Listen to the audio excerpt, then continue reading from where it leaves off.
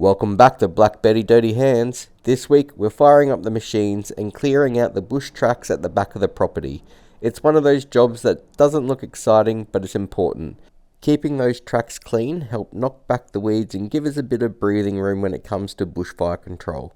Plus, it's a good excuse to make some noise and move some dirt. So grab a coffee, sit back, because here at Black Betty, there's nothing to it but to do it. Whoa, Black Betty, dirty hands, building dreams, working the land. From the yard to the workshop floor, fix it, grow it, always more. Whoa, Black Betty, dirty hands, that's who I am. So to start the day, we begin by filling up the Kanga and the mini excavator. It's a fair hike down the back, and the last thing we want to be doing is lugging 20 litres of diesel up and down the hill all day. Now, when I first entertained the idea of buying a property, I knew there'd be a mountain of heavy yard work ahead. So from the very beginning, it was always budgeted for a mini excavator. If there wasn't a budget for an excavator, well then there wasn't a budget for a property. It was simple as that. It was always factored in. No, this isn't a shiny, top-of-the-shelf Kubota or a Cat. It is a cheap Chinese excavator, about quarter the price of anything else in its size.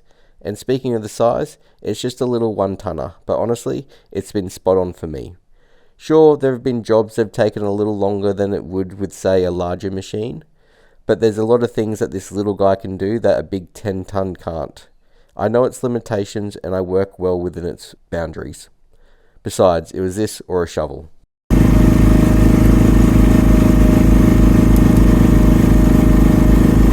So I'm not sure if I've mentioned this before, but we live on just over 6 acres. About 2 acres of what we call the house yard. This is where the house, the cottage and the sheds are. We keep this section mowed, well, I should say Minty keeps this mowed by cruising around on the ride-on mower. The rest of the property is pretty much untouched Aussie bushland. At some point a previous owner had planted mango trees down here, but they've all been swallowed up by regrowth, which cleaning up is sitting somewhere on my to-do list. Once a year we take the machines down and tidy up the tracks. It helps keep the weeds down, but more importantly, it's a part of our bushfire prep, clearing out access paths and keeping things manageable in case we ever need to get in or out quickly. We don't have any big plans for down here. We'd like to keep it as natural as possible, but that doesn't mean we just let things go. So today, it's all about giving a solid cleanup and knocking some of the weeds back. The easiest way we've found to clear the path is by using the excavator's cutting blade. Just lowering it down, lightly pressing on the ground, and then using the weight and the grip of the machine to scalp a few mils off the top. Then reverse back, reset, and go again. We then use the Kanga to come through and level out any high spots I've created. And when it comes to removing weeds, it's simply a matter of driving in with the bucket, thrashing around until everything's knocked down to size. It's not the most elegant method, but it definitely gets the job done.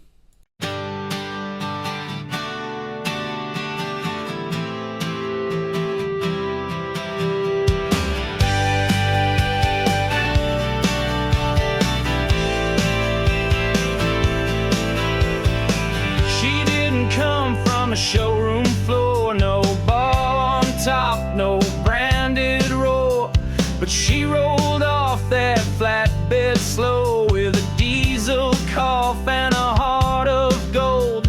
Paint's too thin and the seat's too firm, but crank her up, she lives to churn.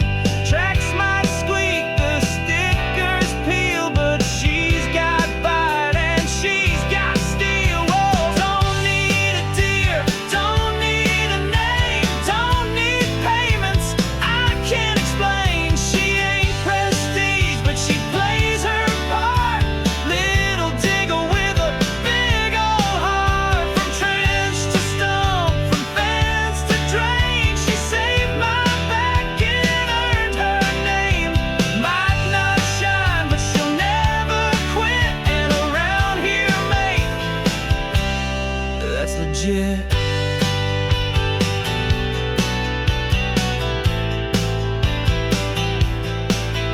No touchscreen dash, no heated seat, but I don't mind that honest beat. She hums along and digs in tight through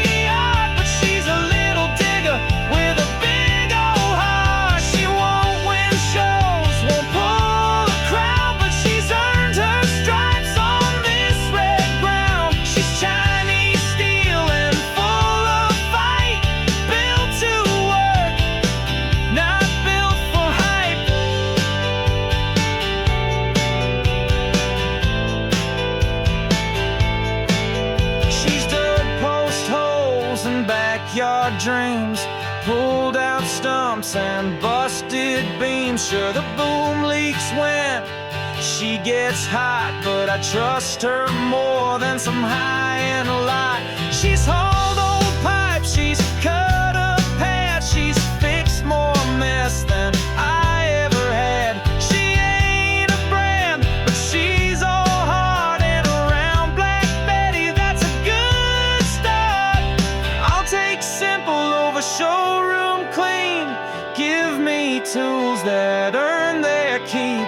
She might be cheap, but she ain't weak. She talks in diesel, not boutique. Don't need a deer, don't need a name, don't need finance, wearing change. She may be budget, may not be art, but she's a little digger with a big old heart. From backyard jobs to dreams full grown, she's done the work and held her own. She don't have badges, bells or flair, but she digs like hell, and that's fair square.